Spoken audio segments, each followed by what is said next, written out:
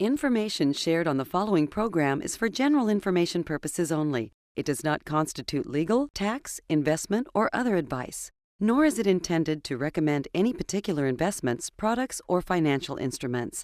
Always seek advice from your financial advisor, attorney, or accountant with regard to investment, legal, or tax questions.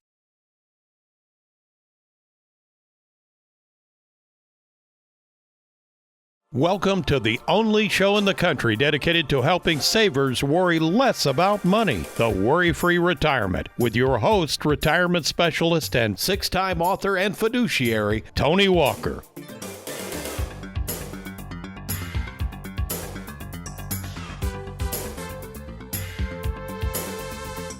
Well, welcome, folks, to the Worry-Free Retirement. And yes, I'm that little man in the sweater vest, retirement planning specialist and the world's friendliest financial fiduciary, Tony Walker. And in case you're just now joining us, by the way, all of these shows can be found at youtube.com. Just go to youtube.com and search Tony Walker Financial. But yep, we're continuing our saga in decision fatigue, part 4. And with us currently in the studio is Mr. Trey Juergens and Wes Walker. Gentlemen, thank you for joining us. Good morning. It's been good stuff. Thank you so much for all your time. We've got a few more things to cover today. In fact, today we're going to talk about how to coordinate things between spouses, and then also from an estate planning standpoint and setting up beneficiaries, why that's so important in retirement planning. But before we get into that, live from Zoom, via Zoom that is, from Bowling Green, Kentucky, is our own Heather Hughes. Good morning, Tony. And thank you for joining us from Bowling Green, Heather. And our topic today, as we continue this decision fatigue phenomenon that many savers go through in retirement, we want to talk about specifically what we call coordinating investments between spouses. So the first thing I wanted to talk about is this whole situation where, let's say we have two spouses coming in, and the number of times that one spouse tends to handle most of the finances and even the investments, whereas maybe the other spouse is not as familiar with those investments. What is the dilemma there for them and the concern we have moving forward in retirement? Yes, Tony, we see that a lot. Typically, I think in most marriages, there is one spouse that handles the investments, the other may handle the household bills, or one handles all of it. That can be, working well throughout marriage, but as people get older, approaching retirement, the other spouse needs to be informed of what's going on because something may happen, to the spouse that handles all of the financial decisions. And that could be through, illness, a death. You just don't know. And that leaves that surviving spouse kind of holding the bag and having no idea what to do with it. A lot of times we'll step in or, it's important for us to have a plan in place. So it's a little more seamless if something like that were to happen to a married couple, that the other spouse would have an idea of what's going on and who to turn to when they need help. Yeah, you mentioned that, Heather. I'll have to admit, my wife, who's a nurse and retired now, I've always handled the bills and the investments. So occasionally we'll be sitting around and she'll say, "So Tony, what is it I'm supposed to do if you die first?" And I always just say, "Just call Heather." But it is a dilemma. You see this a lot of times, Trey, because you get to see those folks who we've gone through the plan. Now you're at the delivery appointment. Speak to that game plan and how you've got to believe that spouse who doesn't handle the investments has to be reassured that now there's something in place should the other spouse pass away. Yeah, in that delivery appointment, I've seen so many aha moments where someone that has not really ever kept up with finances finally feels organized. And when visually we lay out what accounts they had, what accounts now that they have under our watch, and then a plan of how to use those accounts throughout retirement, it's just gives them that moment that it clicks and it finally makes sense. So it's nice to see a little bit of a buy-in from the spouse that may not handle the finances when they finally actually understand what's going on. There's a lot that can change when somebody dies too. I think to have someone in your corner who is working in your best interest at the death of a spouse can be very important. And to just help you from making, big, bad mistakes after the death of a loved one. They say you should always wait some time before making any big financial decisions. We'll get questions like that. Or if my spouse dies, can I roll over my IRA into her IRA? And just things you could really mess up if you're trying to go at it alone. And Heather, speak to that, I guess the concerns we have that people don't understand what's going to happen when somebody dies, and even trying to move these assets around, and maybe even the next advisor that comes along, if they do see another advisor, I'm not saying to be unscrupulous, but maybe forcing decisions on spouses who aren't ready yet to make those decisions? Oh, definitely. I think you've always encouraged, widows or widowers to probably wait about 6 months before making any major decisions. Having said that, a lot of times we do need to move those assets into their names. So a lot of times we will just kind of just do that, move the assets into their names, and then really kind of reevaluate the plan if we already have one in place, just to make sure it's still a good fit for that surviving spouse. Or if there's changes that need to be made, say that surviving spouse wants to move closer to family members, we'll have more of a coordinated effort on how to make those dreams happen as well. Yeah, Trey, I've got a meeting today, a sad situation. They became clients only, I'm losing track of time, roughly about 2 months ago. He was already very ill. He really wanted us to handle everything. I think he knew that death was imminent. Certainly, he went on and passed away just a couple of weeks ago. His spouse is coming in, and we were rushing, trying to get things over. I know Wes, you even tried to go over to their house just last minute. We were trying to do a lot of different things to get everything situated. But speak to that, how we have to set up new accounts for her, as Heather said, to get it transferred in her name. But again, we're going to move at her pace. And what would be the next step in that process for her? It's really kind of a reevaluation of her vision for retirement. Unfortunately, it's not going to be with her spouse, but that's where we take a step back and really see what she plans to do with that money. And unfortunately, when he started going through that whole process, I think he kind of saw the writing on the wall and wanted it all to be consolidated with somebody that would take care of his wife. A lot of changes too. Somebody dies, there's a Social Security benefit that's going to drop off from their passing. They might not have elected the income from one of their mailbox money annuities. In that case, they might be drawing a higher income because it's a single benefit rather than joint. So again, just to reiterate, I think to have somebody to show you the ropes, if there is a spouse passing, can be pretty invaluable. Let's turn back to some more good news, I guess, and let's say these spouses live a long time. But as you get into retirement and as people age, Heather, speak to the fact that it's interesting that sometimes spouses have totally different views on where their investment should be invested. Sometimes we even have investors on one hand, and then the other spouse is definitely a saver. How do we deal with that and try to approach both spouses and keep them both happy?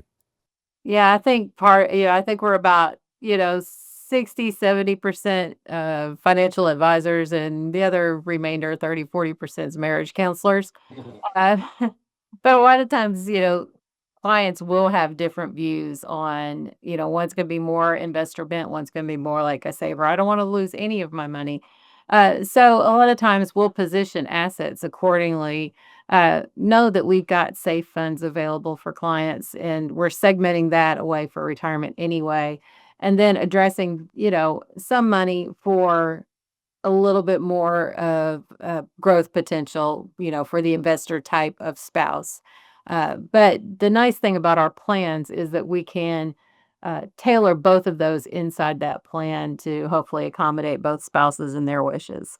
You're in that world a lot, Wes, because you've got to get in there and rebalance and taking money out. How do you deal with that sometimes when spouses really do have two different views on how much risk they want to take with their money? Yeah, two different individual personalities can clash sometimes when it comes to money. I mean, just a random example, let's say somebody had an after-tax brokerage account with a large inbuilt capital gains position in there, and then that person passes away. Well, this account is now left to the spouse. They might get what's called a step up in the cost basis, so they wouldn't have to pay any taxes if they were to liquidate the account. That account might go from being 80-90% in stocks. Now all of a sudden it's transferred to someone who's a saver personality. It might go to some very risk-free or low-risk investments because of the transfer of those assets. Yeah, I think the big thing with bringing all accounts, whether they're employer provided plans or IRAs from previous employers, and they bring them under our watch, it is unique when you sit down and really get to, okay, how would we like to invest these? And the wife is the saver, the husband's the investor, and it is ultimately all we money, as you would say. But when we lay out those plans, we'll show you how to use and enjoy it. And it is funny when you start looking at that, how they may, getting into a plan for retirement, they may adjust how they really feel. If they had a lot of risk in their 401k, now might be time to start dialing it back a little bit. Good stuff. And I tell you, when we come back, this may get a little touchy, but I'm going to talk about also those that come to the table sometimes who've been in second marriages. those who have maybe some issues with adult children and they're worried about how they're going to leave these assets when they pass. So good stuff coming up, folks. This is the Worry-Free Retirement. More on this issue of decision fatigue. We'll be right back.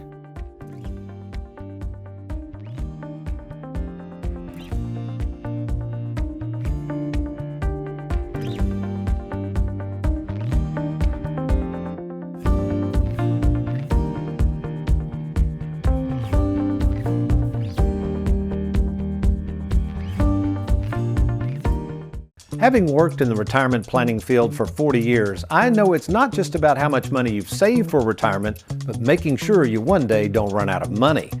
That's where mailbox money comes in. Mailbox money! A reliable, lifelong income, much like the pension plans from the past. If you're interested in turning your 401k into mailbox money, let's talk. Just set up your free 10-minute phone call with myself at TonyWalkerFinancial.com. That's TonyWalkerFinancial.com.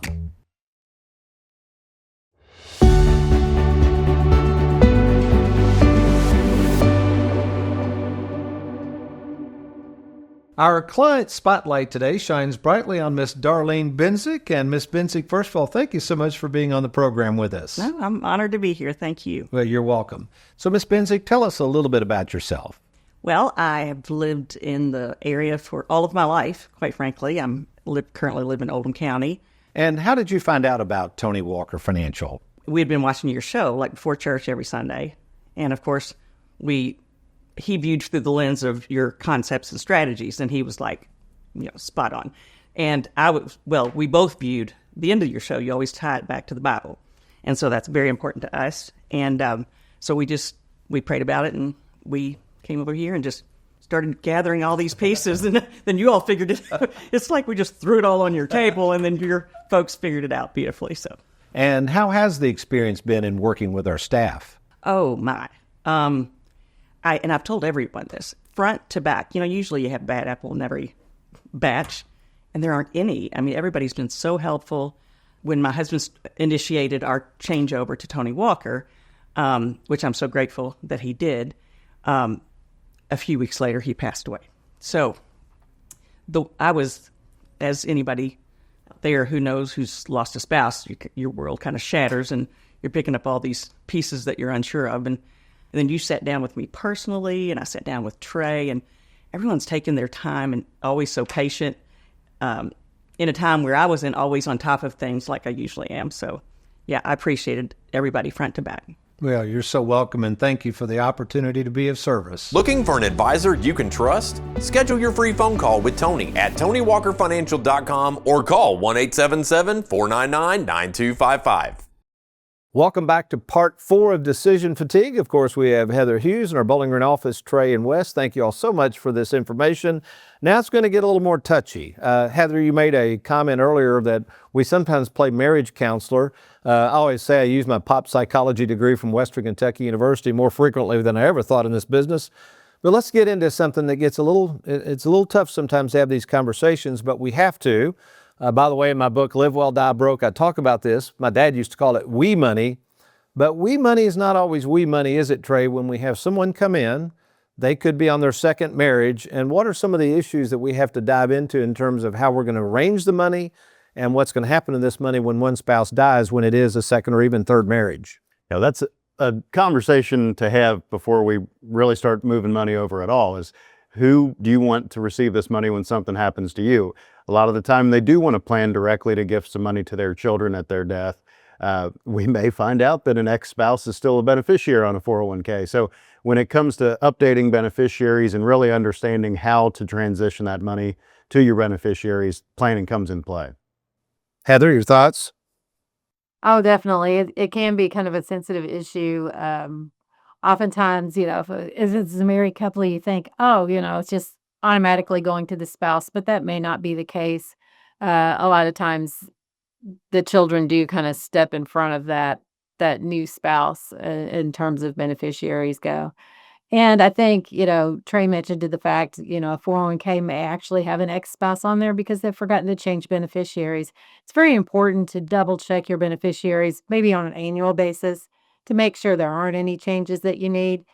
Because if something happens to you and you've got an ex-spouse on a beneficiary form, it's going to them whether you like it or not. So that's the thing. I mean, if something happens to you, whatever's on the beneficiary is going to trump anything else you have. Will, trust, it doesn't matter. Yeah, Wes, I think Trey said that the other day. There are times when your will does not matter. What is he referring to there? Well, we're not estate planning attorneys, but we can certainly review trust, will documents, help people understand what happens at their death. You could have the fanciest trust drawn up in the world, spend all kinds of legal fees and, get it dotted, every I dotted, every T crossed. But if most of your money is in retirement accounts or designated beneficiary accounts, those beneficiary designations will trump the will and will trump the trust that you formed. So that's very important to just review the beneficiary designations on those accounts in addition to your normal estate planning like wills and trusts. I know sometimes, Trey, people want us to talk to their attorneys. We're happy to do that. I mean, I've been doing this 41 years, used to do a lot of estate planning and all that kind of thing. But what we always try to provide the attorney, I think, rather than trying to give them advice on the legal advice side, is make sure the attorney fully understands how these assets are held. And I've seen some of these attorneys very appreciative of these game plans because a lot of times they're not sure. They're just trying to draft the trusts and all that. But to Wes's point, I mean, if somebody has, let's say, all of their assets are in an IRA, and maybe they've got a home over here, maybe they don't need as fancy a trust as they thought they did. Yeah, we had a client recently. We delivered that final binder, went over all the contracts, all the Schwab accounts, confirmed how the accounts were invested, confirmed beneficiaries on every account. I think there were 6 different accounts. They went and shared that with their attorney, who they had already done some trust work on, and the attorney even told them, oh, wow, this is pretty impressive stuff. And what was so nice about it is the way that they had everything drawn up, nothing had to really go through probate. They had the trust that maybe took care of their home and the bank accounts, and all that was all set aside. The attorney agreed none of the assets with us had to be put in the trust. So everything was very clean, everything was confirmed and organized, and both of them felt really good about it. Heather, any thoughts? No, I mean, Trey's right. It's, just to be on top of your beneficiaries and for us to be able to coordinate and work with your attorney that is handling your estate documents, that's the best of both worlds. And Heather, you're in that Bowling Green office. Of course, our service department originates and handles all the death claims, but speak to what Mandy Houchins and the group there are doing and how much work we put in after someone passes away. I had to meet with a young lady who lost her spouse recently, and just updating all the beneficiaries and things that people don't think about that we handle in our office, as opposed, we ran into somebody the other day that's somebody that sells a lot of annuities. They don't even handle this stuff. They went to them over service issues, and the person said, we don't do any of that stuff. You're going to have to call the company for that. So speak to the amount of work we do from a service standpoint. Yeah, that's a frustrating thing because we take so much pride in our service. As you mentioned, Mandy Houchins handles all the death claims. She coordinates with the companies and the beneficiaries on the forms that are needed, get those filled out properly, getting them submitted to the company. If they're keeping funds with us, she'll coordinate with me on how to set up new accounts for those clients. But we pride ourselves on the customer service that we do on all aspects of um, our accounts and our clients. But a lot of people are just kind of left in the dark. They don't even know where their deceased loved ones' assets are. So we've provided tools for that. A lot of times we'll tell clients, tell the kids or whoever, if something happens to you, to look for the binder and call us because we will handle everything after that fact. Yeah, Wes, I was on a call the other day. Again, one of the spouses had lost her spouse. He had had an illness for a long time.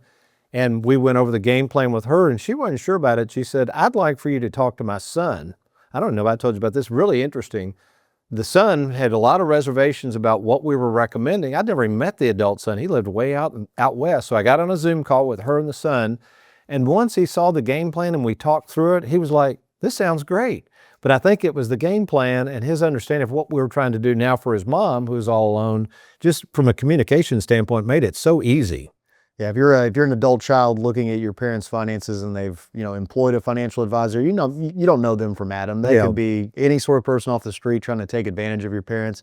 So to be able to look to the person to know that they're a fiduciary, to have a game plan backing what they say they're going to do, and to be carrying out all these processes for when the surviving spouse is now left alone with this money, it can be pretty comforting to that person, knowing they're in good hands. Yeah, we in the very last page of that delivery binder, I keep going back to it, but it is that final culmination of all the accounts being established. We do have a conversation starter. It's not a fun conversation to have, but who are you going to have that conversation with that needs to know who the heck we are should both of these clients pass away and these beneficiaries have to come to us to claim this money? And Mandy does such a great job of that, but if our clients don't know to keep addresses updated, beneficiaries updated, those claim documents would never reach those beneficiaries if they were with some advisor out there who just had these accounts out there strewn everywhere. So when you really have a game plan and you pull everything under one roof, these beneficiary issues just don't exist. There's a good section there in the last day planner too. You know, do you have any gold buried in the walls? A lot of these older people, you never know. Look through their houses. Well, speaking of gold buried in the walls, we're about out of time here, but I would like to say, because people ask this of me, Tony, what happens to this place if you get run over out there on I-65 running back and forth to Bowling Green? So thankfully, I've got you all in the wings, and folks, that's a huge issue. So maybe that's you right now. You're working with an advisory firm and you don't know who's going to take over if something happens to them. Why don't you consider talking to us for a second opinion? Just log on right now to TonyWalkerFinancial.com. Take advantage of something we call the free 10-minute fiduciary phone call. We'll be happy to meet with you and discuss your situation. If it warrants, we'll provide one of these free retirement game plans. Stay tuned. We'll be right back.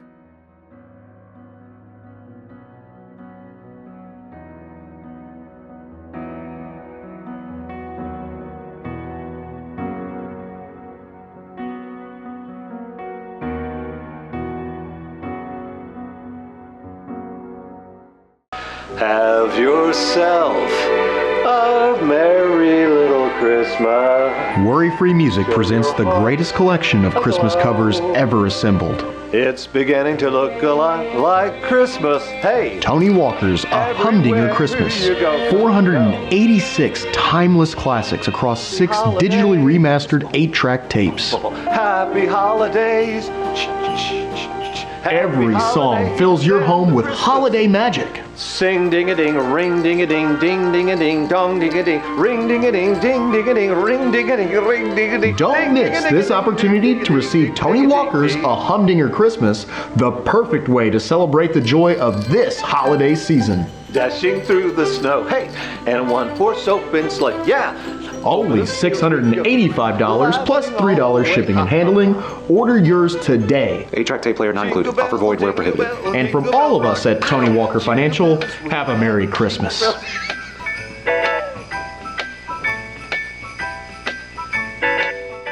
Want to know what most advisors hate talking about? The fees they're going to charge you to manage your money. Not so with Tony Walker Financial. In fact, we are so confident in our services that we now have a posted video on our website called How We Get Paid. So before blindly handing over your money to just any advisor who won't tell you how they get paid, check out our video at TonyWalkerFinancial.com or give us a call anytime at 877-499-9255. Welcome back to the Worry-Free Retirement. We're continuing down this trek of decision fatigue, and in case you're just now joining us, we're tagging each of these shows with more of a spiritual perspective from none other than Mr. Bob Russell. Bob, thank you for continuing this journey with us. I am really enjoying this and appreciate your insights so much to these difficult decisions. Well, thank you, Tony. I wish you'd ask easier questions. Do the best I can. All right, number 3, Derek, let's put this up. We touched on this very briefly. Let's kind of set the stage, Bob. Maybe a spouse is deteriorating health. It could be Alzheimer's, just cancer, whatever is wearing on that other spouse trying to be the caregiver. What encouragement maybe to both spouses you could give, but I'm sure you've seen this play out, and even sometimes the guilt associated when you have to make that tough decision of possibly placing them in a nursing home. Could you address that, please? So many thoughts go through my mind. Well, the Bible says we're to honor our mother and father, and sometimes we have to care for them. The Bible commands us in Ephesians 5:33, husbands, love your wives. And there's no qualifier there. There's nothing to say, hey, until she gets to be 65 and she can't walk as fast as she used to, or she doesn't think as well as she used to. We're to love people. Now, again, times have changed. It used to be if you loved somebody, that meant you kept them yourself in your home and you provided for them. And I see examples of that all the time, of people doing amazing things with their spouse.